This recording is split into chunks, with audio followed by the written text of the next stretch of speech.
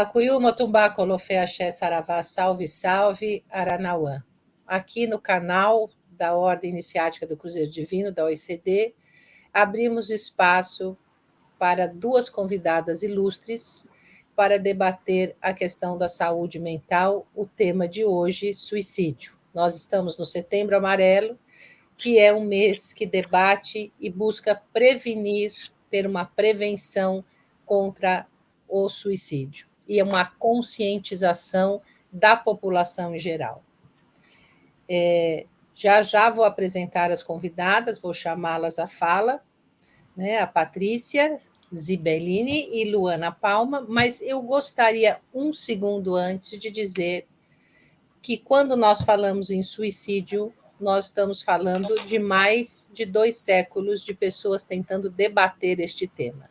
Um grande ícone disso foi Durkheim, que é um sociólogo, que tirou a questão do suicídio da questão moral e trouxe para a questão social, porque até o debate do Durkheim era visto como uma questão moral, ou seja, individual, particular. E Durkheim tentou entender esse tema a partir da ótica social, coletiva. E ele trouxe, debatendo, que até vou ler uma frase dela, que suicídio é fenômeno social e não individual. E nisto ele trouxe as cargas que o suicídio tem nessa teia, nessa relação de interdependência da sociedade, fosse ela política, familiar, religiosa, racial, de gênero. Ele começa a debater estas questões lá em 1885, com a perda de um colega que ele tinha, que era também pesquisador, que o abalou muito. Logo, nós estamos aqui debatendo a saúde mental, mas também uma saúde coletiva. E o suicídio cresceu 45% de 2016 para 2022, na idade, na faixa etária, para ser mais exata, aqui, de cada 100 mil habitantes, de 10 a 14 anos, cresceu 45%. Então, nós não estamos falando de suicídio única e exclusivamente de pessoas adultas. Nós estamos falando de suicídio em várias faixas etárias e a que mais cresceram foi de 0 a 19 anos. Então, há uma doença social e essa doença precisa ser visibilizada. Por isso, nós trouxemos uma especialista hoje aqui para discutir este tema, levar vocês a reflexões sobre a questão e também identificar, porque às vezes a nossa falta de percepção ou de conhecimento não nos leva a um processo de identificação clara deste problema. Então, a Patrícia, que é uma especialista em saúde mental, que está trabalhando principalmente na área pública, o que me interessa muito, Patrícia, porque esse trabalho na área de saúde, no aspecto público, é importantíssimo, porque a gente sabe que temos milhões, milhares de brasileiros que são desfavorecidos. Aliás, a maior parte é desfavorecida. Então, Patrícia, por gentileza, se você puder fazer a gentileza de se apresentar para o nosso público, agradeceria muito. Boa noite, meu nome é Patrícia, eu sou psicóloga, trabalhei na educação por muitos anos, por mais de 20 anos. Atualmente, depois que eu descobri a psicologia, me apaixonei pela psicologia.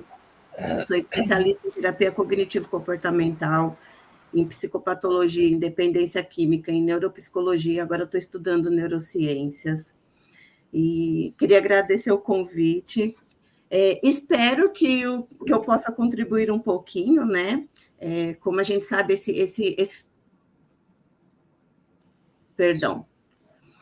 como a gente sabe, esse fenômeno de comportamento humano relacionado ao suicídio, ele é multifatorial, multicausal. Talvez nenhuma ciência dê conta de explicar o porquê, quais os motivos, o que leva uma pessoa a cometer suicídio, né? Então, é interessante quando a gente junta alguns conhecimentos, algumas ciências, para discutir, né? Para trocar figurinha e tentar ajudar as pessoas, né? Na verdade, o que a gente busca é isso, é tentar ajudar as pessoas. Então, agradeço muitíssimo. E é isso. Vamos ver. Eu não sei se o que eu trouxe está a contento, não sei se vai contemplar o que vocês estão esperando, mas vou me esforçar. Tenho certeza que vai nos ajudar muito a entender, Patrícia, porque nós somos leigos e leigas nesse debate. Há também a Luana Palma, ligada à área de saúde, e trabalha com enfermagem há mais de 16 anos em postos de saúde público da rede de São Paulo. Eu gosto muito, como eu falei, de ter duas pessoas da área de saúde pública, né, que são pessoas que lidam com o cotidiano de milhares de pessoas. Luana, minha filha de santo, nos indicou a Patrícia, que eu agradeço aqui publicamente, e também já contribuiu conosco falando sobre doenças sexualmente transmissíveis e não sexualmente transmissíveis que estão invisibilizadas na sociedade. Luana, seja muito bem-vinda. Bem, sou minha mãe, boa noite a todos. Bem, como minha mãe falou, meu nome é Luana Palma, né? Sou bacharel em enfermagem, docente, sou especialista em saúde pública, capacitada no curso de extensão para o sistema de detecção do uso abusivo de substâncias psicossoativas pela Unifesp. Sou auriculoterapeuta formada pela Faculdade Federal de Santa Catarina. Atualmente, mestranda no mestrado profissional de Ciências da Saúde pela Unifesp. Eu atuo há 16 anos na atenção primária e unidade básica de saúde, né, que as pessoas conhecem como posto de saúde, sendo que há 9 anos como enfermeira, prestando assistência e cuidado de saúde para cerca de 3.500 pessoas na região sul de São Paulo, capital. E diante do aumento de casos de suicídio, de busca por ajuda, eu falei com a minha mãe, né, referente a falarmos isso, a ter uma live, a multiplicar, a estar chamando a atenção por um tema que é tão difícil e ainda é um tabu na nossa sociedade. Então, a gente precisa estar discutindo, a gente precisa estar conversando. Então, quando eu fiz essa proposta para a Patrícia, ela prontamente aceitou, eu fico muito feliz e agradeço novamente. E é isso. Passo a palavra para a Patrícia. Então, vamos lá. Deixa eu ver se eu consigo colocar aqui meu slide. Pronto. Vamos começar falando sobre... Eu vou começar falando sobre comportamento suicida. O áudio tá bom? Dá para ouvir? Está ótimo. Joia. O que é o suicídio, né? O suicídio, segundo a Organização Mundial da Saúde, é o ato intencional de causar a morte a si mesmo, né? Por que é importante quando a gente fala dessa intencionalidade? Não é raro, não é tão raro a gente encontrar até profissionais da saúde que se deparam com comportamentos autolesivos e há uma confusão. Então, qualquer comportamento autolesivo é considerado um comportamento suicida, né? E como eu disse, não raro, né? É muito importante para um profissional de saúde saber diferenciar o que é um comportamento suicida e o que é um comportamento autolesivo sem intenção de morte, por vários motivos. O primeiro, porque as intervenções são diferentes, né? Existem alguns métodos, né, padrão ouro, né, que a gente chama de golden standard, para atender esses tipos de comportamentos, né? Então, quando a gente fala de comportamento suicida, a gente está falando de uma pessoa que comete um ato com intenção de acabar com a própria vida, com a intenção de causar a morte a si mesma. É um fenômeno complexo, multifatorial, existem vários fatores que envolvem, né? Como a Vera Rivas, é Vera, né? Desculpa o seu nome, Vera, né? Maria Elise Rivas. Maria Elise, desculpa. Como a Maria Elise disse, né? É um fenômeno que é social, né? Não é só individual. Existem, sim, fatores individuais que impactam no comportamento suicida, mas a gente também não pode esquecer todo em volta, né? O ambiente, como essa pessoa cresce, onde ela vive, como ela leva a vida dela, como ela foi desenvolvendo as relações, fatores de ordem de saúde mental, enfim, é complexo e multifatorial. Por isso que eu acho interessante quando a gente conversa com uma pessoa que é de uma outra área de conhecimento ou é de uma outra ciência, porque a gente vai trocando figurinha, né? Eu tenho um modelo, né, de desenvolvimento humano muito ligado à terapia cognitivo-comportamental. Todas as abordagens em psicologia, elas são um modelo de desenvolvimento humano, né? Elas tratam de um modelo de desenvolvimento humano. Por isso que a gente não mistura. Por isso que quem é terapeuta cognitivo-comportamental assume um modelo de desenvolvimento humano. Quem é um psicanalista assume um outro modelo de desenvolvimento humano. Não que seja uma ciência absoluta. Como eu disse, né? O importante é a gente se juntar e trocar figurinhas. Mas a gente segue um modelo daquilo que a gente acredita, como que o ser humano se desenvolve, como que ele cresce, como que ele vai adquirindo suas crenças e como que ele leva a vida dele para a vida adulta. Essas 3 palavras que eu coloquei, desamparo, desespero e desesperança, elas são muito presentes no discurso da pessoa que pensa em morte. Porque elas, de fato, se sentem muito desamparadas, quando elas pensam em suicídio, elas estão desesperadas, é como se não tivesse luz no fim do túnel, e elas não têm esperança. É como se não existisse nenhuma outra forma de resolver o problema que elas estão enfrentando. É como se o evento estressor ele não tivesse solução. E depois eu falo um pouco mais como que a ciência que eu sigo, como que ela entende isso. Aqui eu só coloquei um slide para a gente separar, mas eu já falei sobre isso. É importante, todos esses itens são classes de comportamentos autolesivos e cada um vai exigir uma intervenção diferente, né? Hoje a gente vai falar apenas de comportamento suicida, não de comportamentos autolesivos sem intenção de morte.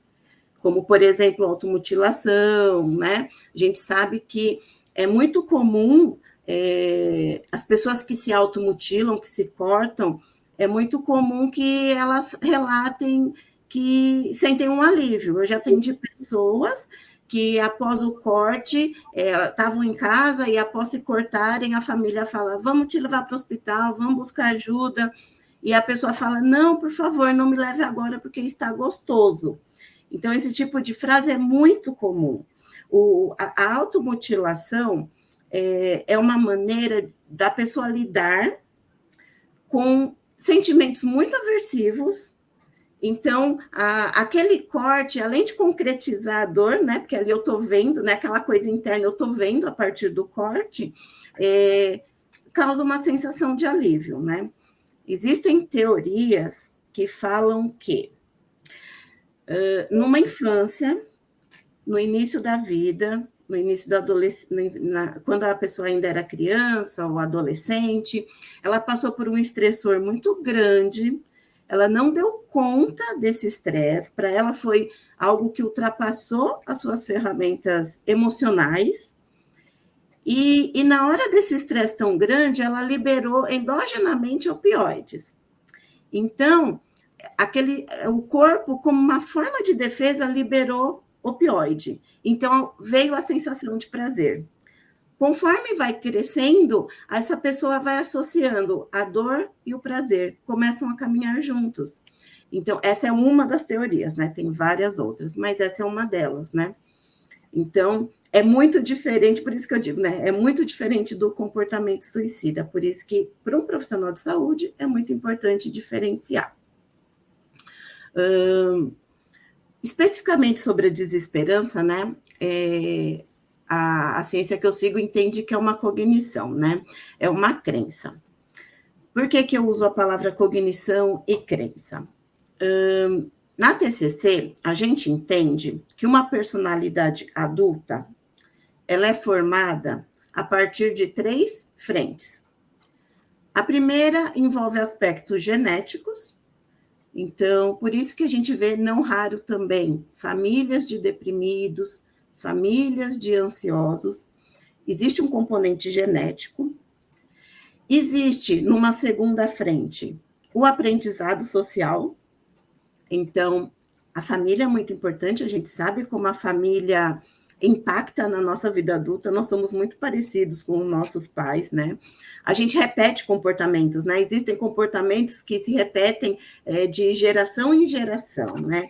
Então, existe também a nossa aprendizagem, a maneira como a gente foi modelado a se comportar na família, na escola, com os amigos. Mas aí também tem a nossa responsabilidade sobre o nosso comportamento. Então, também tem o meu filtro pessoal. Tem o meu filtro. Então, eu vou analisar, não sempre, não conscientemente, mas eu vou analisar tudo aquilo que eu vivi, que eu experienciei, que me foi ensinado, as minhas tentativas de erros e acertos, e eu vou escolher o que eu vou levar para a vida adulta e o que eu não vou levar para a vida adulta. Essa é a parte que eu me responsabilizo pelos meus comportamentos. Então, tem essas três frentes. Tem uma parte que pode ser uma herança genética, tem uma parte do aprendizado e tem o meu filtro pessoal, né? Porque todos nós somos inteligentes, né? Nasceu gente, é inteligente. Então, a gente vai escolhendo também, fazendo algumas escolhas. Claro, dentro de um contexto social, dentro de um contexto cultural, mas vamos fazendo escolhas. O que a TCC acredita, né? O que a terapia cognitivo-comportamental acredita? Depois disso tudo, de passar por essas experiências, por essas frentes que eu disse, a gente desenvolve crenças. E muitas vezes, crenças rígidas. E todos nós temos algumas crenças. A gente não consegue fugir dessas crenças.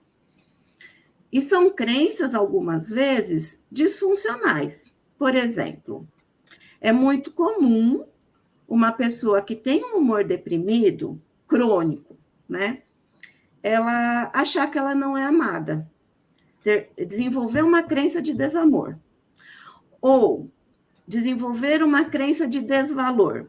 Vocês já devem ter, não sei se vocês já experienciaram ou conheceram uma pessoa que, por exemplo, é uma pessoa funcional, uma pessoa que exerce lá suas funções na vida, no trabalho, nos estudos, mas ela sempre tem dúvida se ela é boa o suficiente.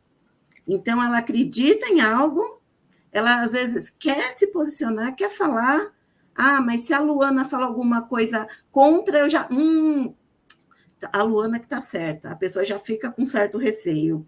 É uma crença de desvalor. E tem vários tipos de crenças que nós desenvolvemos, né? É algo rígido, é como se a gente criasse regras para a vida toda. São gatilhos. Então, toda vez que surge uma situação, opa, eu estou duvidando de mim mesma. Ou então, o meu marido fez uma grosseria. Ele não gosta de mim. Então, todos nós temos algumas crenças disfuncionais, né? E a desesperança é uma dessas crenças, né? E quando eu falo de crença, é nesse sentido, de ter essas regras rígidas que vão reger a nossa vida. E que, às vezes, nos levam a não tomar boas atitudes, ou comportamentos saudáveis, ou tomar a melhor decisão. Essas crenças, às vezes, nos atrapalham. Mas, como todos nós somos falhos, todos nós temos algumas crenças disfuncionais. Voltando, então. Então, esse indivíduo, que ele é desesperançoso, ele vai entender que o futuro dele não tem expectativa nenhuma, né? Então, às vezes as pessoas falam, olha só, não sei, a pessoa tem de tudo, tem filhos... tem filhos bons, criados, tem um marido colaborativo, trabalha num lugar legal, tem uma profissão legal, mas não adianta a gente falar isso, né? Porque a pessoa não vai enxergar dessa maneira. Quando a gente trata de saúde mental, é importante a gente desenvolver empatia, né? E não medir o outro pela nossa régua. E sim entender o outro pelo ponto de vista do outro. a dor pertence ao outro, não pertence a mim, né? Quem sou eu para medir a dor do outro?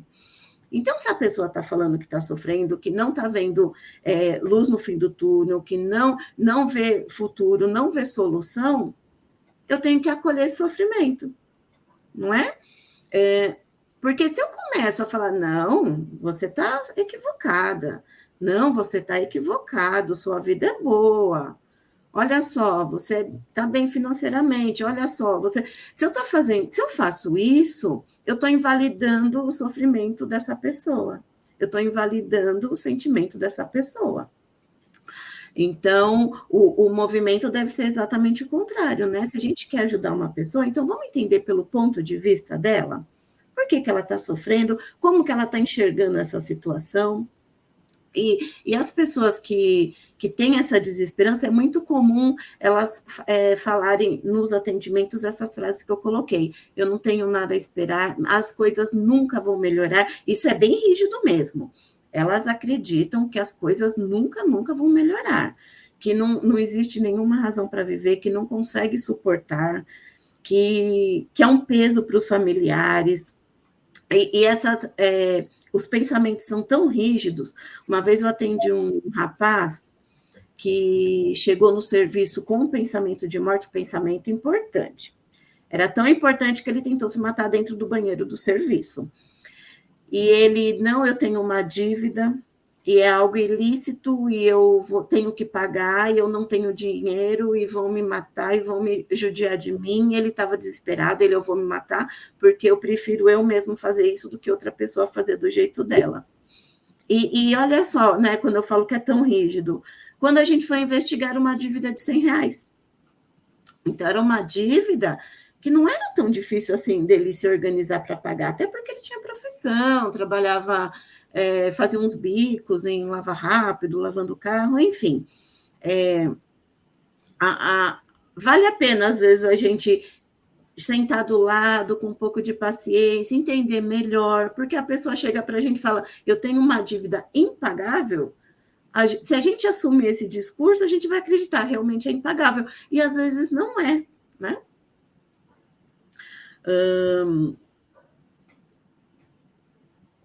Tá. E falando de aspectos individuais, né, quando a gente fala de comportamento suicida, a gente sabe que muitas vezes, não todas, mas na grande parte das vezes, as pessoas que apresentam comportamento suicida, elas têm algum transtorno mental. O mais próximo, que sempre aparece, quase todas as vezes, é a depressão, né? A depressão está muito ligada ao comportamento suicida. A pessoa que tem um humor deprimido, e é importante a gente separar o que é depressão do que é tristeza, a tristeza, ela é um comportamento adaptativo, ou seja, um comportamento positivo, né? Existem algumas emoções que são positivas, que ao longo do desenvolvimento da raça humana, foi importante que a gente desenvolvesse essas emoções para a gente se proteger. Então, por exemplo, o medo. É importante que a gente sinta medo, né? Que hoje nós temos a prima do medo, que é a ansiedade, que a gente está exagerando, né? Na ansiedade. É um comportamento adaptativo importante para a raça humana, mas a gente não está sabendo lidar com a ansiedade. Ela vem do medo. O medo é super protetivo. Então, eu preciso sentir medo para eu não colocar a mão, por exemplo, numa aranha. Se eu encontrar uma aranha no meu trabalho, eu não vou colocar a mão nessa aranha. Se eu for atravessar a rua, eu vou olhar para os dois lados.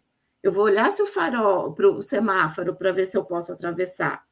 Então, algumas emoções são adaptativas, foram importantes ao longo do desenvolvimento da raça humana, porque elas nos protegem, né? A tristeza também. A tristeza, ela nos ajuda em qual sentido? Vamos supor que eu faça alguma coisa que deixe alguém chateado.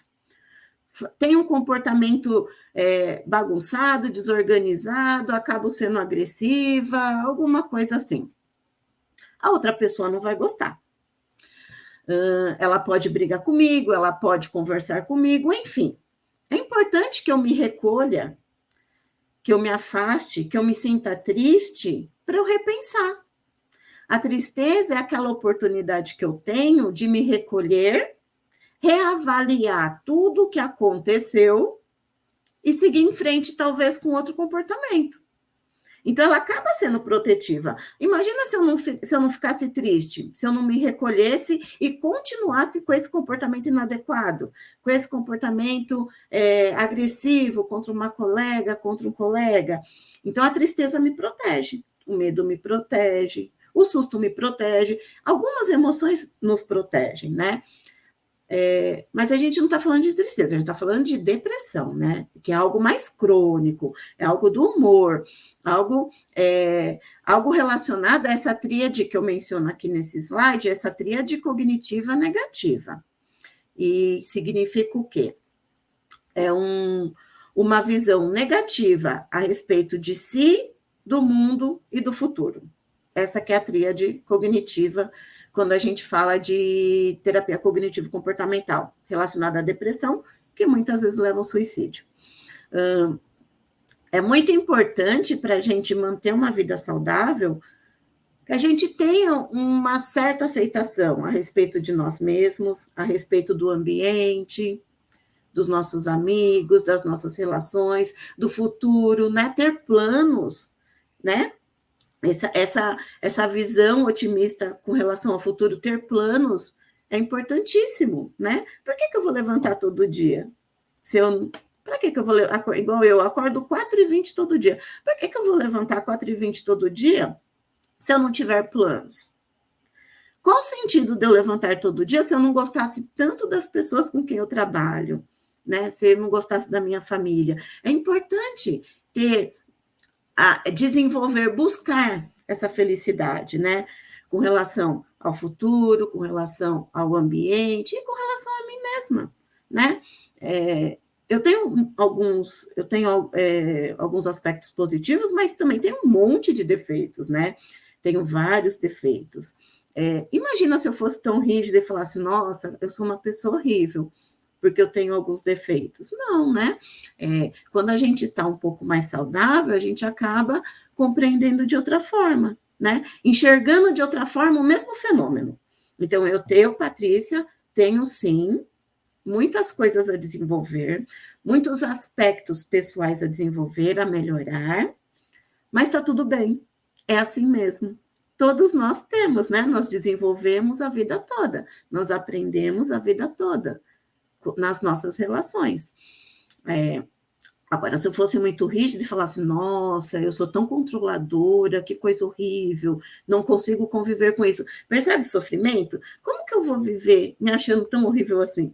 Achando as pessoas tão horríveis assim, não tendo planos. Então, a tríade cognitiva é relacionada a isso. É muito comum a pessoa que tem um humor deprimido, a pessoa que tem essa depressão crônica, diagnosticada ou não, falar desses pensamentos. Claro que elas não vão falar desse jeito, mas quando a gente começa a investigar, existe uma visão muito negativa de si, do outro, do ambiente e do futuro.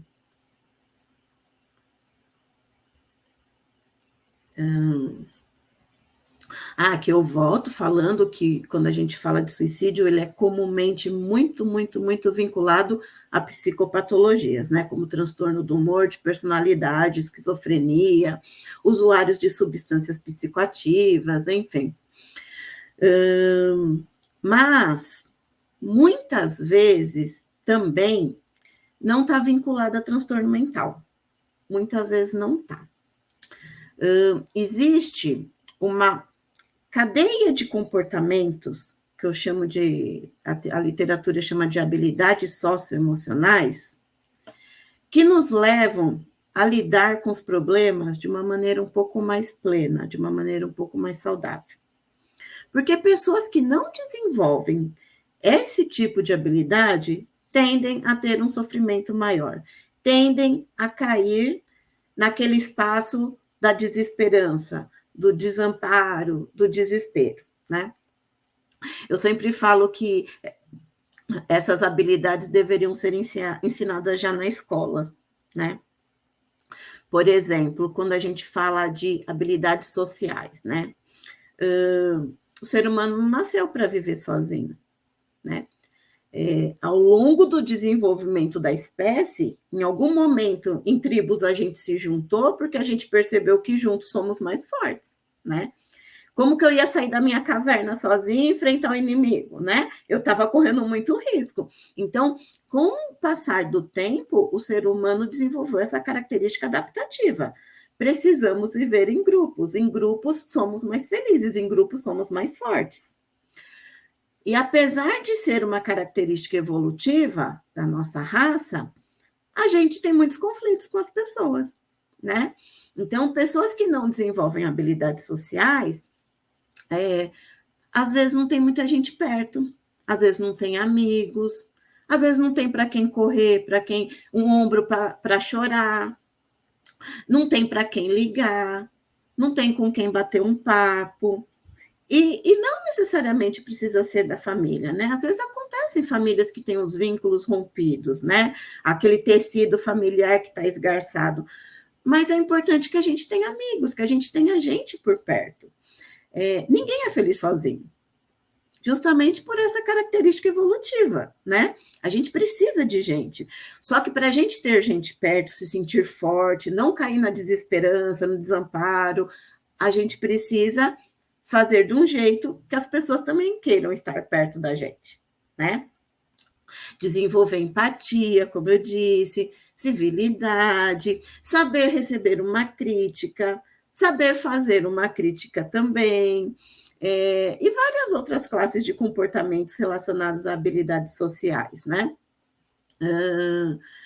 Eu falo que seria importante desenvolver isso, falar sobre isso já na escola, né? Porque as crianças são mais plásticas, né? Se a gente começa a falar dessas coisas quando as pessoas são mais plásticas, tem um cérebro mais plástico, né? A gente tem adultos mais saudáveis, né? Mas não, muitas vezes a gente acaba batendo cabeça, quando chega adulto, olha para o lado, putz, não tenho ninguém, né? E aí não é só uma questão de população periférica, de população pobre, né? Aí não entra essa questão. O suicídio, sim, a questão de ter uma população, às vezes, periférica, pobre, vai impactar, mas mesmo tendo uma população periférica e pobre, não impede que a gente busque desenvolver boas relações. E também emocional, né? O controle emocional, o gerenciamento das emoções, né? Quando a gente tem uma cognição saudável, a ponto de ter relações saudáveis, as nossas emoções também vão estar bem gerenciadas, né? É tudo uma coisa só, na verdade, né? Por isso que habilidades socioemocionais.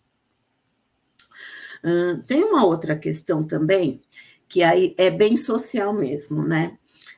Muitas questões são sociais, né? Quando a gente fala, inclusive, de uso de substâncias, né? Uso de drogas, sejam ilícitas ou não, né? É um problema tão social que, se a gente for ver, o pessoal da periferia usa droga de péssima qualidade. E isso acaba impactando no cérebro de uma maneira muito mais tóxica. Eu conheci gente que fazia uso de substância, mas antes testava para ver se a substância era pura, por exemplo. Então, a pessoa que tem um pouco mais de dinheiro, a pessoa que é mais favorecida financeiramente, ela não vai beber aquela cachaça que o pessoal toma na praça, cheio de metal pesado. Não. A pessoa vai beber uma champanhe, vai tomar um vinho francês, enfim. É um problema social. Por quê? Porque a gente que atende, a gente vê os danos que esse tipo de substância super tóxica, cheia de metal pesado, causa no cérebro. E uma das coisas que afeta são as funções executivas. As funções executivas, que está ligada, a gente percebe o prejuízo, tanto para quem tem comportamento suicida, quanto para quem usa substâncias, quanto para quem tem transtorno mental, a gente percebe um prejuízo nas funções executivas, né? Funções executivas estão relacionadas a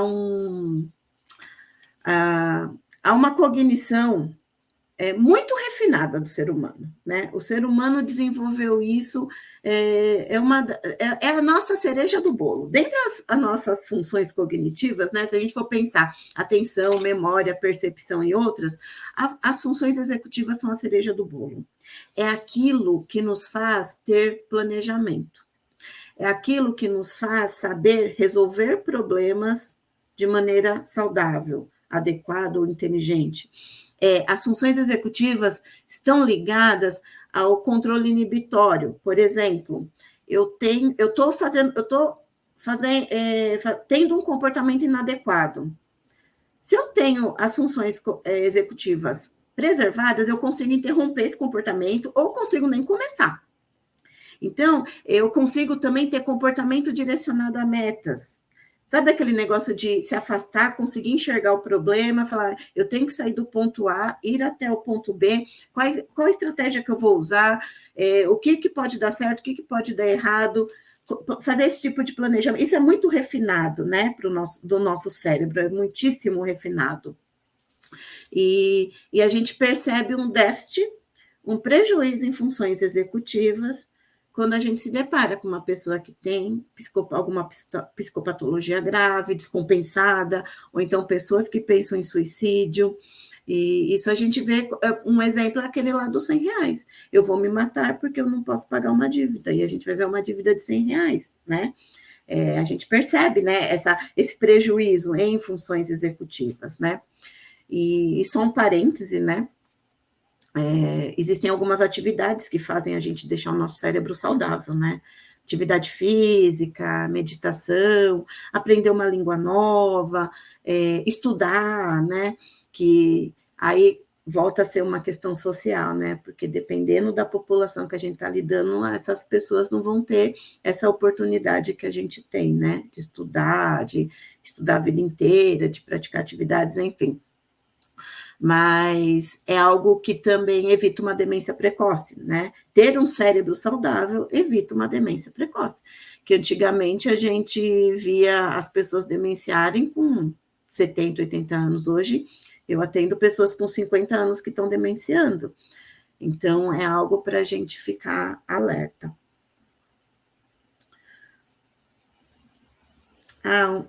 Uma coisa só, que eu esqueci de falar sobre funcionamento, né? Aquela questão de padrão multigeracional, né, esses comportamentos que a gente repete de geração em geração, é muito comum também, quando a gente fala de comportamento suicida, a gente perceber que é o padrão familiar. Então, na geração anterior, as pessoas também tinham dificuldade de resolver problema, de enxergar soluções, de enxergar essa luz no fim do túnel. Isso é comum a gente identificar no consultório. Tem também uma outra teoria, mas ainda não está fechada, sobre algo genético. Estão estudando já alguns genes, marcadores biológicos relacionados ao comportamento suicida, mas ainda está em estudo, não tem nada decidido. Mas sobre esse padrão multigeracional, é bem comum a gente encontrar isso em consultório. Quando a gente fala em comportamento suicida, a gente não está falando só do suicídio em si, né? A gente está falando do espectro. E esse espectro vai desde pensamentos muito, muito frouxos até o suicídio de fato, né? Então, quando a gente fala de ideação suicida, a gente está falando de pensamentos, de uma cognição, que pode ser um pensamento frouxo do tipo... não aguento mais, não quero mais viver. Até um pensamento um pouco mais estruturado. Eu não quero mais viver e eu vou me matar com uma corda. Eu não quero mais viver, vou me matar, não sei direito, ou vai ser corda ou vai ser medicamento. Até um pensamento estruturado com data, inclusive, né? Eu já planejei, eu vou me matar, vai ser a semana que vem, eu vou até a Ponte João Dias e eu vou pular de lá. Tudo isso é ideação suicida. Tem a tentativa de suicídio em si, né? Que às vezes acaba ou não incorrendo em morte, e o suicídio de fato, né? Então, quando a gente fala de suicídio, comportamento suicida, a gente está falando desse espectro, né? E conforme vai se estruturando a ideação, o profissional de saúde vai ficando cada vez mais alerta, né? Quando o pensamento é frouxo, a gente tem uma intervenção X. Quando o pensamento de suicídio vai se estruturando, as nossas intervenções vão ficando um pouco mais intensivas, né? A gente vai ficando um pouco mais perto dessa pessoa. Até porque a gente sabe que estar perto, quem é profissional de saúde? Estar perto evita suicídio. Fazer uma ligação, fazer uma visita na casa, evita suicídio. Porque a pessoa, ela está desesperançosa, ela não está se sentindo sozinha, ela não está vendo luz no fim do túnel. Então, é importante que a minha presença, a presença do profissional de saúde, a presença de um amigo, estou aqui com você.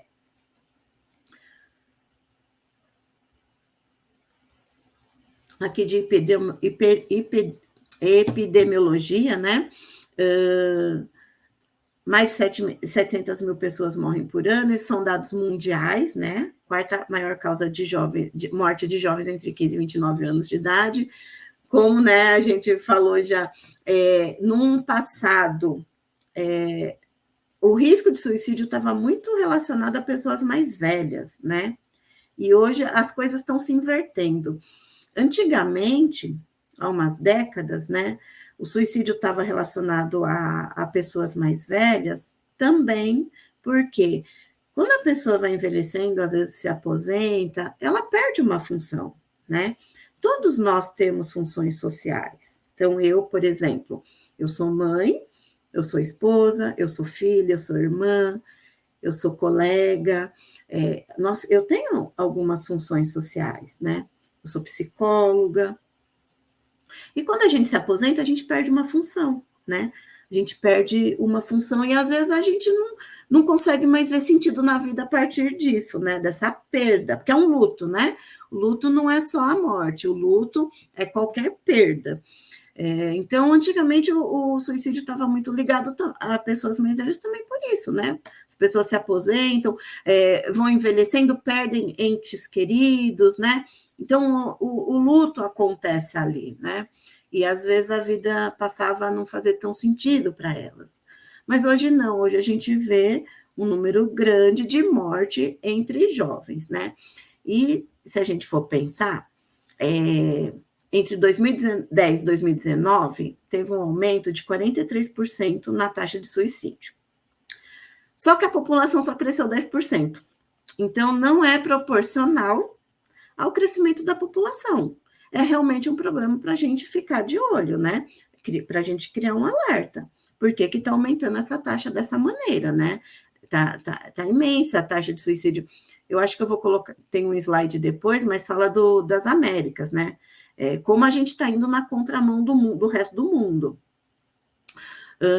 Aqui eu coloco uma estimativa, uma estatística, né, entre 2016 e 2021, relacionada à morte de crianças de 10 até jovens de 19 anos, né? 84,4% estava entre 15 e 19 anos, sexo masculino, pretos e pardos, enforcamento, domicílio, né? Muita gente comete suicídio em domicílio.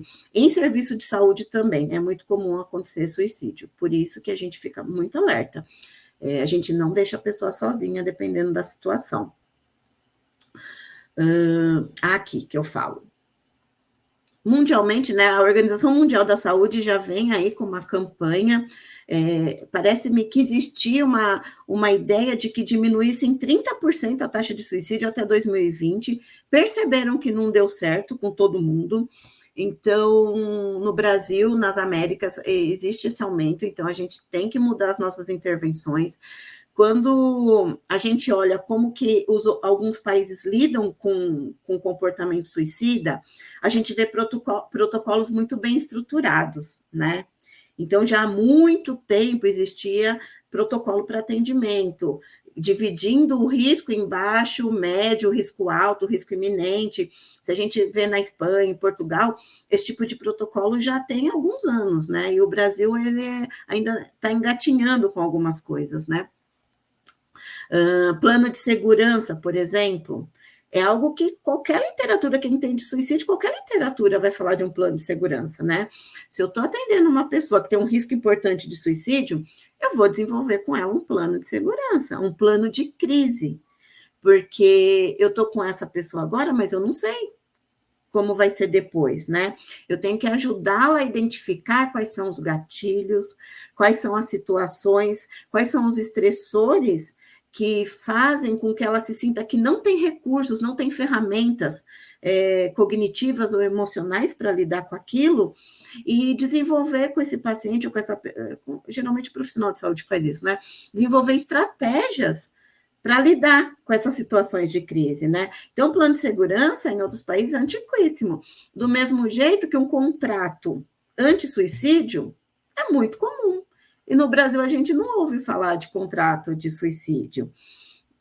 Eu comecei a ouvir esses dias sobre contrato verbal, mas é muito difícil. Quando a gente vai discutir com outro profissional de saúde, alguém falar de contrato de suicídio, inclusive contrato escrito, porque é muito comum ter contrato escrito. A pessoa se compromete a não cometer suicídio até a próxima consulta. E a gente pode falar, nossa, que estranho, né? Se comprometer, escrever, assinar, que não vai, mas funciona, né? A gente tem que pegar esses modelos do mundo que está dando certo e tentar aqui. Tem funcionado, né? É como se a pessoa criasse assim, eu tenho um compromisso com essa psicóloga, eu tenho um compromisso com essa enfermeira. Eu estou pensando em morte, mas não, peraí, a Luana está me esperando lá quarta-feira, eu não vou fazer nada. E, enquanto isso, a gente vai ganhando tempo para trabalhando essa cognição disfuncional, para trabalhar essa ambivalência. Porque as pessoas que pensam em morte, elas não decidiram de fato que vão morrer. Sempre existe a ambivalência, né? Sempre ainda existe algo que a gente pode ainda fazer uma intervenção. Então, conforme eu vou fazendo esses contratos, eu vou adiando esse comportamento.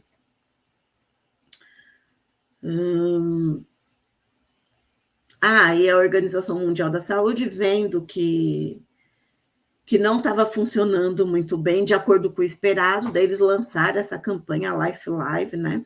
E eles trouxeram 4 estratégias para os países tentarem como abordagem, né? Então, limitar o acesso aos métodos de suicídio, como pesticida, armas de fogo altamente perigosos. Eu sempre falo, né? Se a gente tem um paciente que tem comportamento suicida, a gente não pode liberar medicação para 3 meses. A gente não pode liberar, às vezes, nem para 1 mês.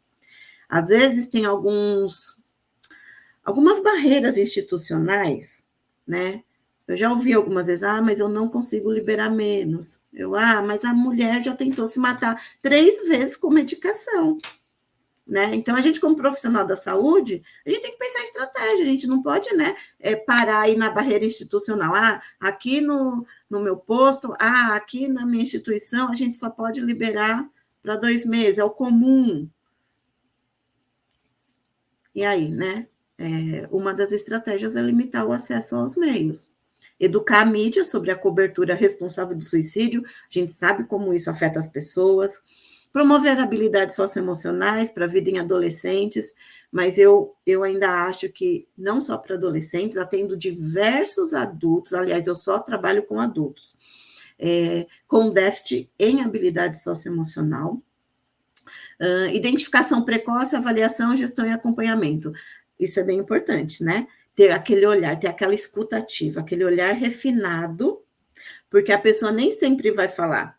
Aliás, é até difícil ela falar, estou pensando em me matar, estou pensando em suicídio. É muito difícil a pessoa falar isso.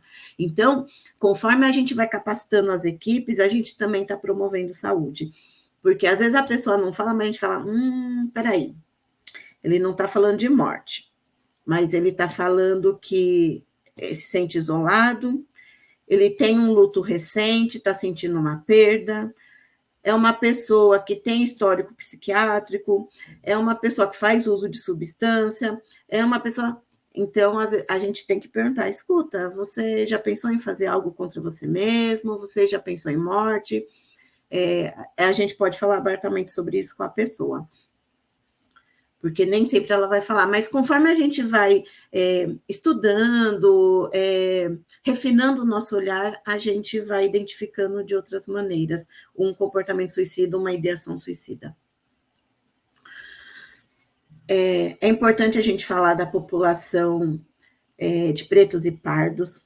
A gente sabe como o suicídio vem crescendo dentro dessa, quando a gente fala dessa população.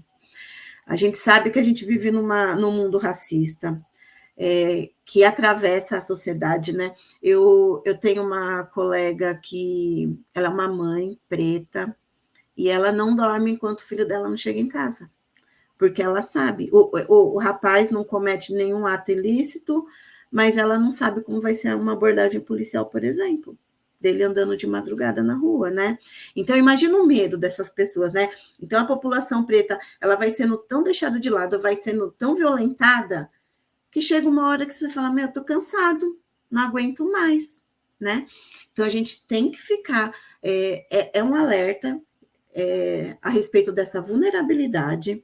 Do mesmo jeito, existe uma vulnerabilidade quando a gente fala de população LGBT.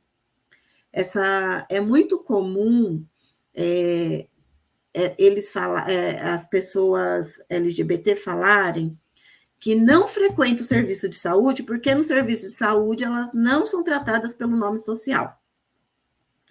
Então, a pessoa vai lá desavisada, pega o prontuário, olha, Ronaldo dos Santos, daí levanta aquela mulher, né? Por que procurar o serviço de saúde? Para ser humilhado, né? Para não ser respeitado. E quando a gente faz isso, a gente está afastando essas pessoas de buscar saúde. A gente sabe que se a gente soubesse acolher melhor essa população, talvez o suicídio entre eles não tivesse uma taxa tão grande. Do mesmo jeito, a população preta. Tem uma amiga que diz que levou a mãe dela está num processo de demência, um processo neurodegenerativo, levou no médico, o médico não tocou no corpo dessa mulher preta. Então, é isso, né? Cada vez que a gente vai colocando barreiras, cada vez que a gente não olha para isso, a gente está afastando essa população do serviço de saúde. E no serviço de saúde, a gente tem muito recurso para lidar com violência, a gente tem muito recurso para lidar com comportamento suicida, né? Então, uma coisa para a gente ficar muito atenta. Até pouco tempo atrás, eu lembro que a gente discutiu, mas em receituário não pode. Não, pode sim, até em receituário pode sim colocar o nome social. Existem algumas maneiras, né, algumas frases que a gente identifica, quando a pessoa fala não vale a pena viver, eu deveria morrer, a gente já percebe ali que tem alguma coisa. Eu me imagino morto, também é algo que a gente fala, tem uma representação suicida. Vou me matar, não sei como, mas vou me matar, aquilo que eu falei, né? Tem uma ideação, mas não tem planejamento, mas às vezes vem já com dia, hora marcada, e é impressionante que às vezes a pessoa que sempre foi deprimida, de repente ela está bem. Daí ela chega no serviço de saúde bem, e todo mundo fica feliz. Nossa, a mulher X que sempre teve humor deprimido, que está há 3 anos deprimida, melhorou, que bom. E não, né? Às vezes, essas pessoas, elas planejam, identificam o dia que elas vão morrer, a maneira como vão morrer, e isso traz uma felicidade, porque para elas eu vou resolver o problema, né? Então, até essa mudança de comportamento a gente tem que ficar alerta. São tantos detalhes, por isso que eu falo da importância da gente estudar o comportamento suicida. Porque pode parecer que é algo positivo, essa mudança repentina, mas não é. Então, além dos sinais verbais, né, a pessoa, não vou estar aqui no próximo mês, não vou estar aqui no próximo ano, essa é a minha última vez aqui. Às vezes, na correria do nosso trabalho, a pessoa fala e a gente deixa essa frase. Você não vai me ver aqui de novo. A gente nem liga para isso. E não, é uma coisa que vale a pena, né? Vale a pena a gente investir, é a vida de uma pessoa, né? Por mais que a gente esteja correndo, por mais que a agenda esteja atrasada, é uma questão também de função executiva, de resolução de problemas, de tomada de decisão. Se eu estou saudável, eu profissional da saúde, eu vou falar, não, tem gente esperando, me esperando, eu vou ver quem pode atender, eu vou ver como a equipe pode me ajudar e eu vou chamar essa pessoa para conversar. Ou eu vou atender quem está me esperando já há 10 minutos e vou chamar alguém da equipe para falar com essa pessoa, né? Faz parte, né? De ser flexível, né? Uma característica de funções executivas é ter flexibilidade cognitiva, é não trabalhar, não funcionar no automático, é ter essa flexibilidade para mudar de estratégia, mudar de plano, lidar com a diversidade. As pessoas que estão ali com a gente, que a gente atende, elas às vezes estão tão vulneráveis que elas não estão aptas para isso naquele momento, mas a gente tem que se manter,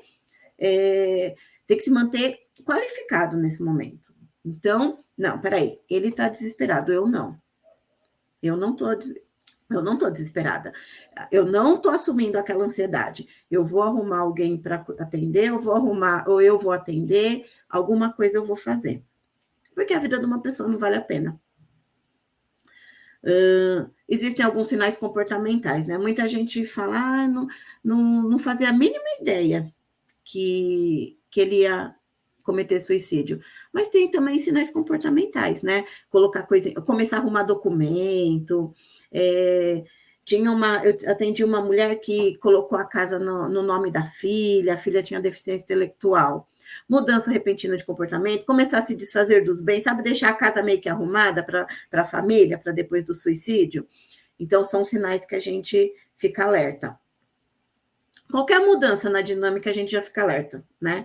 Não é só a mudança no humor, não são só esses sinais verbais, mas essa mudança na dinâmica. A gente sabe que todo mundo tem uma dinâmica. As famílias têm uma dinâmica, né? A pessoa individualmente tem uma dinâmica. Mudou essa dinâmica, peraí, deixa eu ver o que é. Pode ser que não seja nada, mas eu vou olhar com cuidado, né? Porque o suicídio não acontece de repente. Às vezes, não culpabilizando quem não percebeu, não é isso.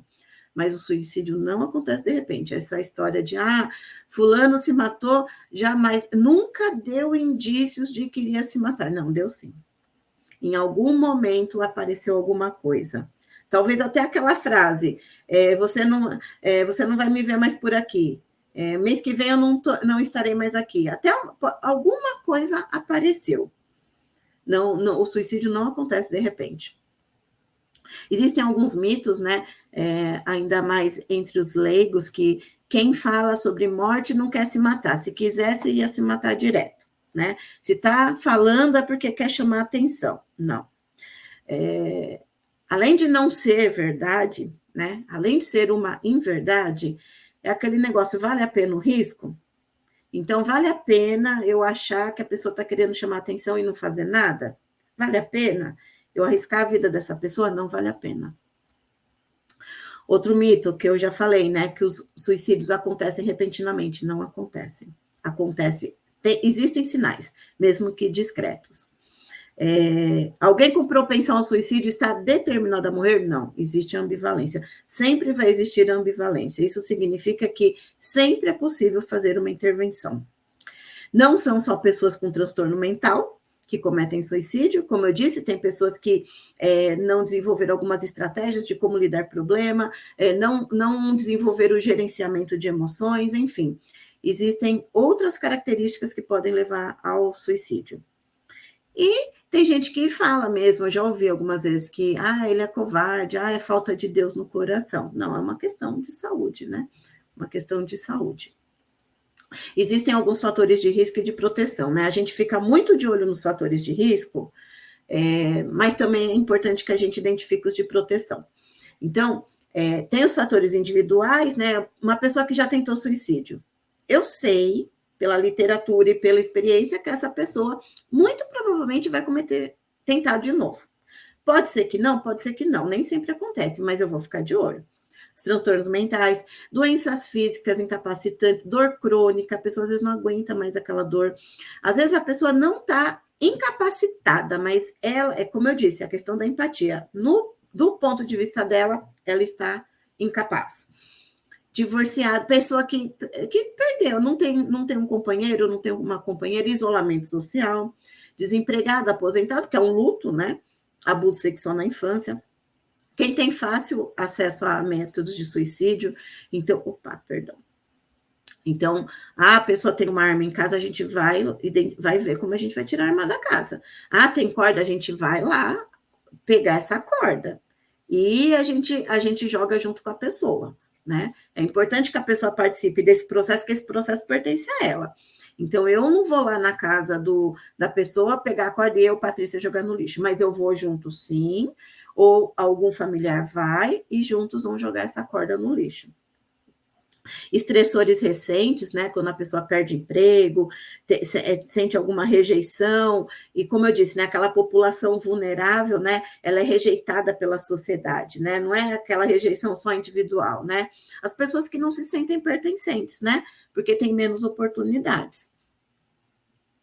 Pessoas que se sentem culpadas, vergonha, bullying, né, a gente sabe como acontece isso nas escolas. E os fatores de proteção, a pessoa que tem aquelas habilidades que eu disse socioemocionais, habilidades sociais, como ela tem uma capacidade de se relacionar um pouco mais desenvolvida, ela vai saber pedir ajuda. Então, é um fator de proteção, né? A pessoa que busca novos conhecimentos é um fator de proteção, a pessoa buscar novos conhecimentos. Quem tem sentimento de valor pessoal também está protegido.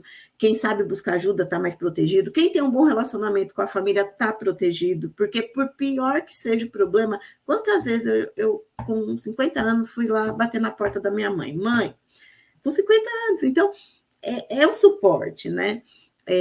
Bom relacionamento com amigos, com colegas. Quem trabalha fora...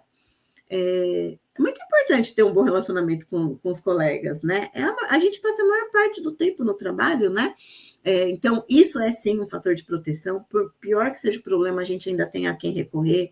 Quem participa de alguma igreja, de alguma fé, tem ali, sabe que tem aquela família, né? Ali para buscar ajuda. Boa alimentação, bom sono, atividade física. A prevenção, ela é importante em qualquer momento. Não existe um momento ideal para a gente falar de prevenção.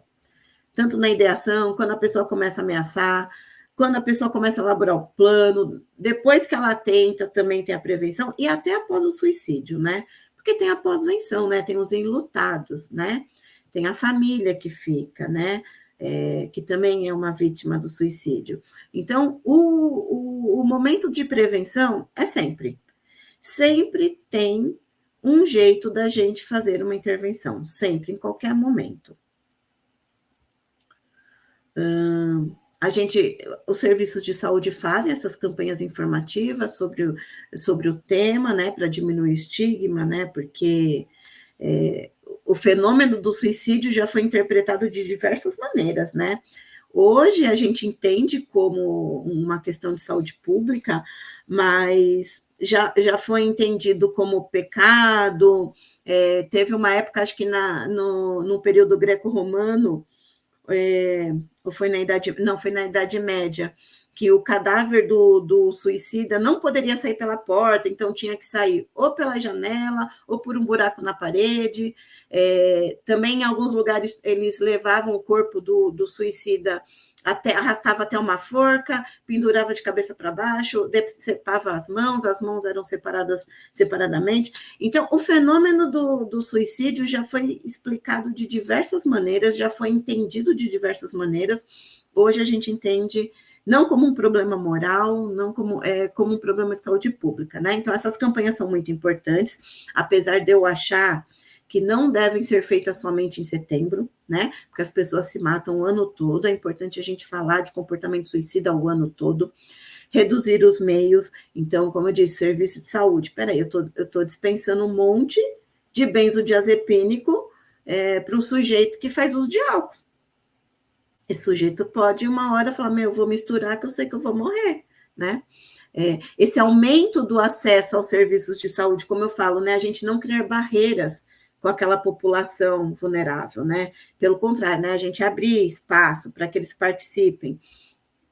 O descarte consciente de medicamentos, né? Então, é muito comum, a gente vai na casa do paciente, tem um monte de medicamento daqui, vou levar, não vou deixar essa medicação aqui, vamos lá para o serviço e lá a gente vai reavaliar, vai fazer uma contagem e você vai vai levar a quantidade necessária, às vezes só para um dia, às vezes só para uma semana, enfim. A capacitação dos profissionais, porque, como eu disse, são tantas características, né? A gente precisa capacitar para ter aquele olhar mais cuidadoso, para saber identificar e saber qual intervenção tomar, dependendo do risco de suicídio, né? Se é baixo, se é médio, se é alto, iminente. E potencializar o tratamento dos transtornos mentais, né? Com relação, não com relação aos profissionais, mas com relação ao restante da população, o que eu sempre falo é importante ouvir e não julgar, né? Então, se eu estou do lado de um colega e ele está falando sobre morte, então eu vou deixar meu telefone, não vou ficar lá no meu celular mexendo, não, vou tirar o som do meu celular, vou deixar de lado, vou dar atenção para essa pessoa. Essa é um comportamento esperado para quem quer ajudar uma pessoa que está falando de morte, né? Fazer contato visual, tentar entender o que está acontecendo, não ficar com a pessoa mais olhando outras coisas, tirando o foco daquela conversa. Não, eu vou doar o meu tempo, que eu acho que é o que a gente tem de mais bonito, né? Com relação às pessoas, porque às vezes prestar um dinheiro é fácil, né? Mas doar o nosso tempo, né? Isso é muito rico, né? A nossa atenção, o nosso tempo. Então, eu vou doar o meu tempo para essa pessoa. Eu vou ser paciente, porque talvez essa pessoa não consiga me falar naquele momento. É algo muito difícil. Então, tudo bem, eu vou acolher. O que a pessoa conseguir falar para mim naquele momento, tudo bem. Mas eu sempre vou deixar, tô aqui, viu? Quando você quiser voltar, você sabe onde eu moro, você sabe meu telefone, você pode me chamar. Uma outra coisa que é muito importante, que a gente não precisa preencher todos os silêncios, com conselho, com palavra. O nome disso é ansiedade, né? Aquela nossa ansiedade que eu falei no comecinho, né? Que está meio descompensada. A gente é tão ansioso que a gente não aguenta mais o vazio, a gente não aguenta o silêncio. A gente tem que preencher. Então, a gente pergunta, a pessoa não responde naquele momento, a gente espera um pouquinho e já vai com conselho. Mais isso, mais aquilo. Não. A gente tem que fazer esse exercício de ser acolhedor e ser paciente. A gente não precisa ficar preenchendo todos os espaços com conselhos. As pessoas precisam de tempo, às vezes estão desenhando o conflito, né? Porque o conflito às vezes está todo bagunçado, a pessoa às vezes está desenhando, então eu vou oferecer esse tempo necessário para ela, né? Falar sobre essa ajuda profissional. Olha, se você não quiser falar para mim, até porque nós somos vizinhos, até porque nós somos amigos, você pode buscar uma ajuda profissional, eu posso te acompanhar até lá, né? É sigiloso, eu não vou tomar conhecimento, nem sua família, nem ninguém. Agora, se a pessoa fala assim sobre morte, sobre se matar, vou me matar, aí a gente pode quebrar um eventual vínculo de amizade, a gente fala, ok, eu vou avisar a sua família. E a gente pode, sim, avisar o serviço de saúde e avisar a família. Até o profissional de saúde pode quebrar o sigilo, né? Quando se trata de risco de vida, né? A gente avisa, às vezes não avisa, dependendo da situação, o ideal é avisar. Você está me falando de morte, então a partir de agora eu estou quebrando meu sigilo profissional, eu vou entrar em contato com a sua família. E você vai ser removido para um hospital, por exemplo, né? Em último caso, a gente faz isso, né? É a última alternativa, quando o risco é realmente iminente. Mas se não for esse o caso, se não for um profissional de saúde, olha, eu vou ligar para sua família. Não, a pessoa nunca pode ficar sozinha, nunca. A gente pensa que não, mas é 1 segundo para a pessoa fazer alguma coisa. Como eu disse lá no começo, o sujeito estava dentro do serviço, falando de morte, em algum momento, depois de um tempo, falou, eu posso ir ao banheiro? Deixaram ele ir ao banheiro. Aí, quando abriram o banheiro, ele tinha pegado uma gravata, enrolado no chuveiro, estava tentando se matar. A sorte é que o cano do chuveiro estava velho, e aí ele caiu no chão.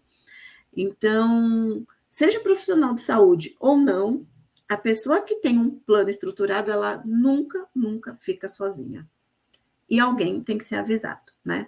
Então, coisas que a gente nunca deve fazer, rechaçar credo, isso é pecado, ou então a pessoa começar a falar dela, do sofrimento dela, e a gente que está ali do lado como amigo, como companheiro, ficar falando da gente mesmo. Não, porque, ó, você está aí falando de morte, mas olha eu, ó a minha vida, ó a desgraceira toda. Olha só, perdi meu emprego e não estou pensando em morte. Ó, meus filhos saíram de casa e não estou pensando em morte. Não, não faça isso, né? Oferecer soluções simples para um problema tão complexo. Ah, não, é fácil, ó. Então, você pode fazer assim, assim, assado. Dar um conselho como se fosse simples, né? Como se esse comportamento suicida que está ali na nossa frente fosse algo que tivesse um único fator precipitante, né? Como a gente sabe, são vários fatores, né? Individuais, sociais, enfim. Não existe solução simples. Esboçar a expressão de choque também. Nossa, eu não acredito que você está falando. Não, a gente não faz isso, né? A gente tenta ser muito, muito empático. Por que chorar? Você sempre teve tudo do bom e do melhor? Também, eu estou invalidando, como eu disse no começo, a dor, o sofrimento do outro. E quem sou eu para medir, né, o sofrimento do outro, né? O sofrimento dele pertence a ele. O que ele sente pertence a ele, né? Não me pertence. Bom, não sei se eu fui ao encontro do que vocês estavam esperando.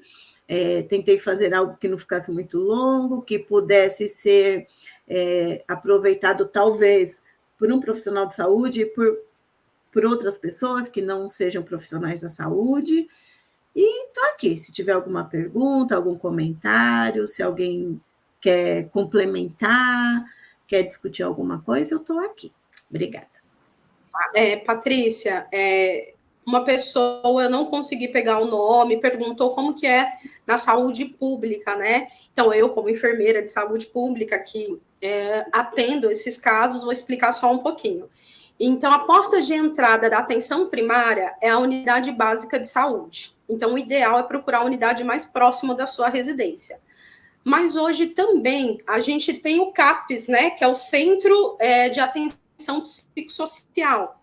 Então, a gente tem várias modalidades, o CAPS adulto, álcool e drogas, infanto-juvenil. E aí, no site do Ministério da Saúde, tem os endereços do CAPS de cada região. E a gente também tem o CVV, que a Patrícia até deixou, que é o número 188, que pode estar entrando em contato 24 horas, ou entrar no site, que tem o chat também online, que é 24 horas. Sim, é isso mesmo. A gente sabe, né, que a UBS é a porta de entrada, mas como o CAPS é porta aberta, então muitos desses casos acabam aparecendo diretamente nos CAPS, né? Às vezes eu bato um papo com os colegas de profissão como você, mas de outras UBSs, e eles falam, nossa, não aparece muito aqui esses casos, né? Aí a gente não sabe se não foi identificado ou se, de fato, quando a pessoa pensa em suicídio, se ela vai direto ao CAPS, muitas vezes é encaminhada do hospital, né? Então, é muito comum o CAPS receber encaminhamento, né? A pessoa sai de uma internação psiquiátrica pós-tentativa de suicídio e já vai diretamente para o CAPS, né? Não vai para o posto de saúde. Mas os postos de saúde têm um papel primordial, né? Porque quando a gente fala de prevenção, vocês que fazem todo esse trabalho, né? Como a gente vê, né, essa taxa de suicídio gigante entre jovens, né? Então, o posto de saúde, como está ali dentro das casas, né?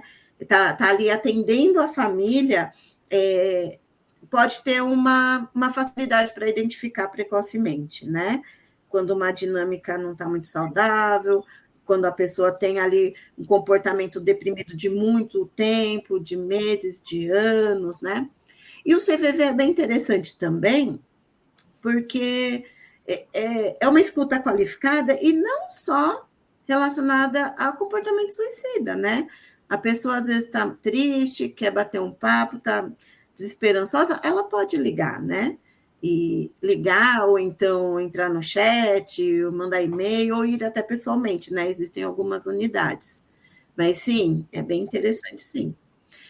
Desculpa, mas você fez alguma pergunta que eu não entendi ou não? Foi um comentário. Desculpa, Luana. Não, foi só esclarecendo para uma pessoa que fez o comentário na hora que a gente estava conversando. Ah, sim. Eu gostei muito, Patrícia, foi muito Sim, minha mãe. elucidativo. Acho que todos nós aqui tivemos ciência dessas etapas do processo, e acho que a unidade básica de saúde é um espaço de triagem importantíssimo, né? Porque é por meio dali que vão ser direcionados para um tratamento mais específico, no caso, a um consultório com um profissional. Aí eu gostaria de trazer isso um pouco para a religião, né? Que é espaço religioso também é um espaço de triagem. É um espaço em que a gente tem contato com as pessoas, é ali que a gente identifica esses estados deprimidos. Eu, como mãe de santo, eu encaminho pessoas a tratamento psicológico, a tratamento psiquiátrico, encorajo a procurar pessoas da área de saúde, e dentro dos aspectos religiosos, dentro da religião afro-brasileira, e dentro da minha casa de santo, eu falo que fazer amigos é uma preciosidade. Então, sempre são estimulados a fazer amigos. E na sua fala hoje ficou muito claro que essa rede de amizades é um antídoto, é um sistema de prevenção. É assim como buscar coisas que tragam felicidade, porque muitas vezes as pessoas não são estimuladas a ter práticas que tragam felicidade, seja uma conversa, um bate-papo com amigo, com familiar, uma atividade física que você colocou, que são coisas importantes, aqui tem muita gente da minha comunidade de santo que deve ter falado, a mãe de santo fala isso. Ela sempre está falando dessa necessidade de fazer amigos, de buscarmos estado de felicidade, de não ficarmos sozinhos, né? E eu queria aqui, você falou uma coisa sobre a demência precoce, e há pouco tempo eu encaminhei um artigo para a comunidade de santo falando que as redes sociais, elas estão causando essa demência precoce. Por quê? Ela retira a capacidade do indivíduo de ter um raciocínio lógico prolongado. Ele recebe estímulos, esses estímulos demoram no máximo 17 segundos, e o cérebro acaba ficando condicionado a responder por coisas que demoram 17 segundos. Mais do que isso, ele não vai elaborar uma linha de raciocínio. Essa debilidade da demência, essa debilidade também dada pelas redes sociais, aí vai uma pergunta, ela tem trazido no consultório, você tem observado que as redes sociais têm contribuído sobremaneira para essa questão do suicídio? Não. Mas a nossa bolha, ela é muito pequena, né? Então, por mais que a gente atenda, sei lá, trabalhe com saúde pública, é muito pouco. É muito pouco, né? A gente tinha que fazer um estudo de nível nacional para fazer alguma afirmação, né? Eu fico bem reticente de afirmar algo baseado só na minha experiência. Quando eu junto a minha experiência com algo que, estatisticamente, já foram feitas pesquisas, com um número de um N grande, né, um N importante, porque nem toda pesquisa científica dá para considerar, né? Você vai lá ver, 25 amostras. Não, né? Então, quando não foi feito isso ainda, eu fico bem reticente de falar, né? Agora, o que eu percebo é que, com relação a redes sociais, estamos perdendo algumas habilidades, né? A gente veio desenvolvendo algumas habilidades ao longo do desenvolvimento da nossa raça, e com as redes sociais a gente está deixando de desenvolver. Uma delas é justamente essa questão de se relacionar com pessoas, né? É muito comum a gente encontrar o valentão do outro lado da tela, as pessoas... é muito fácil, né? Então, eu tenho um conflito com a Luana, vou bloquear. Vou cancelar. Isso faz... Olha o prejuízo para o meu cérebro. Eu deixo de desenvolver a minha capacidade de resolução de problemas, de enfrentamento, coisas que existiam antes. E claro que vai ter um impacto na saúde mental. Pode sim ter um impacto em doenças neurodegenerativas, pode sim. Não conheço, não atendo, mas pode por isso. Porque se é muito importante a gente manter o nosso cérebro sempre ativo, e as redes sociais ou a internet está fazendo exatamente o contrário, o que vai acontecer, não é? A gente levou anos e anos e anos e anos e anos, gerações e gerações, para desenvolver o que a gente tem de mais precioso e a gente está agora voltando. A gente está dando um passo atrás. Eu agora não vou me recordar o nome da psiquiatra, mas que ela estava falando dessa tirania da felicidade, que as redes sociais também estão criando, que é uma tirania da felicidade, porque lá na rede social tudo é um mundo idealizado, maravilhoso, fotos em lugares paradisíacos, e muitas coisas, muitas pessoas que estão acompanhando essas redes sociais, isso é inacessível, né? E isso passa um estilo de vida que não é real, porque ninguém é feliz assim o tempo todo. A infelicidade, como você colocou na sua fala, é um elemento de construção e reabilitação do nosso comportamento humano. Então, ela faz parte do nosso contexto, né? É necessário passar pelo processo de ter momentos infelizes para a gente refletir sobre isso. Então, acho que uma outra questão que eu queria levar é essa tirania da felicidade, que as pessoas estão passando pelas redes sociais. Isso você consegue sentir no seu consultório ou não? Sim, sim, isso aparece bastante. Então, causa uma ansiedade, um humor deprimido, assim, devastador nas pessoas, né?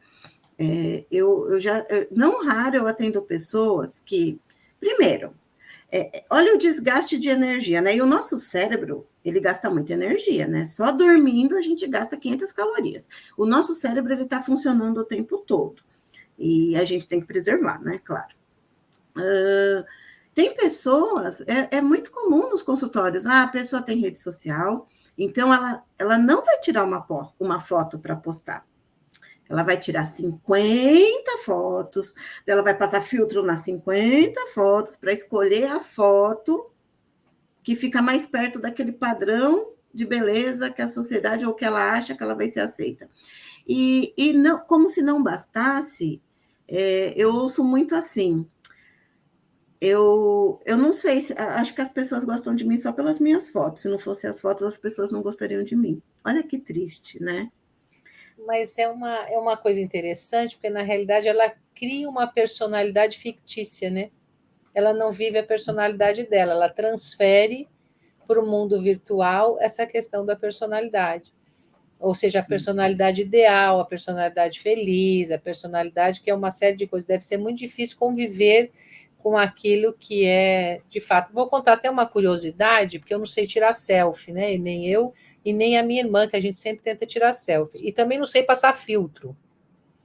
Né? Eu não tenho noção de como passar filtro. Então, eu sou péssima fotógrafa.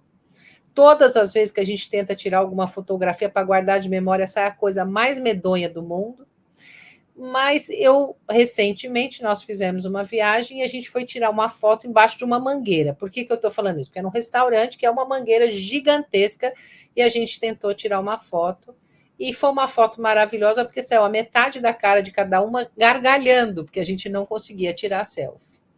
Ainda brinquei com ela, falei, essa foto devia ir para a internet, porque eu não tenho redes sociais pessoais. Eu não tenho nada pessoal. Eu não gosto de Instagram, não gosto de Facebook, não gosto de TikTok, eu não gosto de nada disso e não uso isso. Porque eu acho que ele é um instrumento opressor, muitas vezes, e não libertador. É uma coisa pessoal, né? Eu acho que é uma excelente ferramenta de trabalho, mas para a vida individual é um negócio que tem pesado muito. Até tem aqui, olha, a Rose está falando sobre amor líquido de Bauman, né? A gente tem, Bauman falava muito sobre a liquidez da sociedade moderna. É tudo muito rápido, é tudo muito. Além de ser rápido, é muito volátil, né? As coisas mudam muito rápido. Então, eu acho que isso psiquicamente, eu não sou profissional da área, mas como pessoa, isso é uma coisa que não me faz bem. Eu prefiro não ter. Então, acho que é uma das questões da saúde mental que a gente precisa também, porque o que nós estamos debatendo aqui hoje, né, que é pela ferramenta que eu estou falando que eu não gosto de usar, que é o Facebook e o YouTube. Mas os conteúdos dessas redes sociais, poderiam ser mais direcionados a coisas que são importantes para a nossa sociedade. Hoje eu vejo, para vir aqui, eu vi muita coisa sobre suicídio no YouTube. Eu fui olhar bastante coisa, ouvir pessoas, porque é um tema que eu desconheço. Eu falei, não vou poder nem falar nada porque eu desconheço. Falei, a única coisa que eu fui ver foi, eu falei, cadê a origem disso? Onde que originou? Quem sistematizou uma pesquisa? Quem foi que foi atrás desse olhar sobre o suicídio? Quem deslocou isso da religião? Porque o suicídio era muito ligado à questão da moral religiosa. Se você se suicidasse, você não ia enterrado. Existia um cemitério que era chamado de Campo Santo. Se você se matava, você não poderia ser enterrado nesse cemitério. Você tinha que ser apartado, porque isso era imoral, isso era contra a questão divina. Então, a questão religiosa também oprimia. Ela não entendia a pessoa, ela oprimia a pessoa e a família da pessoa. E hoje, dentro da religião afro-brasileira, existe uma coisa de acolhimento, até acessível. Recentemente, o presidente Lula sancionou uma lei, né, que fala sobre as terapias que podem ser terapias parceiras. E eu vejo essa porta de entrada do terreiro como um local muito privilegiado, desde que o pai e a mãe de santo tenham consciência, para direcionar para os profissionais competentes. Então, acho que a religião tem um papel importante em desmistificar a questão do suicídio, assim como de acolher as pessoas que têm essa propensão suicida, e para que a gente possa fazer isso, hoje eu pensei, eu preciso conhecer melhor, eu preciso saber esses sintomas. Eu posso contar com alguma coisa espiritual, mas eu preciso ter um conhecimento prévio do que falam as teorias e os trabalhos científicos sobre suicídio. Porque é alarmante quando a gente vê crianças de 10 a jovens adultos de 19 anos no pico do suicídio, puxando esse carro para cima, puxando essa estatística para um campo muito alto. Então, isso é muito preocupante. Né, de preparar, de ouvir e de poder acolher. A nossa live hoje era de 1h30, né? A Luana tem um caso, né, Luana, que eu gostaria, porque os cases, né, como eu falo aí na ciência, tem um caso que ela me contou outro dia sobre uma pessoa que procurou o posto de saúde, ela sensivelmente identificou. Você pode compartilhar, Luana? Durante a live eu fui pensando em tantos casos que eu tive, bem complicados, né? Na verdade, o primeiro que eu atendi em seguida, isso foi ano passado, eu pedi ajuda para a Patrícia, foi quando trouxeram essa aula para a gente na unidade que eu trabalho, e hoje eu me sinto capacitada para atender esses casos, né? Mais recentemente, eu atendi um jovem, né? E ele chegou para mim e ele falou assim, primeiro ele não queria falar, né, adolescente, estava meio tímido, enfim. E ele falou assim, eu não tenho mais vontade de viver, né? Eu perdi a minha vontade. E aí eu fui conversando, tentando entender o que fez ele perder a vontade. Ele me falou que tinha um bom relacionamento com a família, que ele conseguia levar, não tinha muitos amigos na escola, mas se dava bem com os professores, e assim a gente foi desenvolvendo uma conversa.